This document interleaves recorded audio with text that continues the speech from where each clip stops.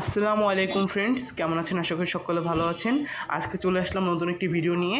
সকালবেলা যে হাজারি গোলাপের গাছ দিয়ে গিয়েছিল সেটাকে এখন লাগাবো। সেটাকে লাগানোর জন্য প্রথমে আমাদের নিয়ে নিতে হবে বাগানের নর্মাল মাটি।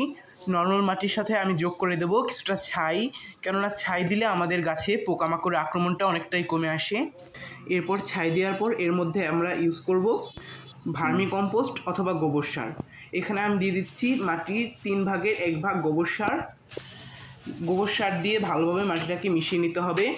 মাটি যত মেশানো ভালো হবে গাছের তত গ্রোথ বেশি হবে। ভালোভাবে মাটিটাকে মিশিয়ে নেওয়ার পর আমি 5 লিটারের তেলের একটা টব নিয়ে নিচ্ছি। এই টবে আমি কয়েক জায়গায় ফুটো করে নিয়েছি। ফুটোটা থাকা অবশ্যই প্রয়োজন। এর মধ্যে দিয়ে দিচ্ছি পাতা, শুকনো পাতা ইউজ করেছি, এতে পানি নিষ্কাশন খুব ভালোই হবে। এরপর এর মধ্যেই 1 লেয়ার মাটি দিয়ে দিচ্ছি। এরপর দিয়ে দেবো ডিএপি সারের কয়েকটা দানা, অল্প কয়েকটা দানা দিলেই চলবে। এরপর মাটি দিয়ে দিচ্ছি। আপনাদের কাছে ডিএপি সার না থাকলে আপনারা সবজির খোসাও ইউজ করতে পারেন। এরপর গাছটিকে ভালোভাবে লাগিয়ে এর মধ্যে পানি দিয়ে দেবো। আল্লাহ হাফেজ।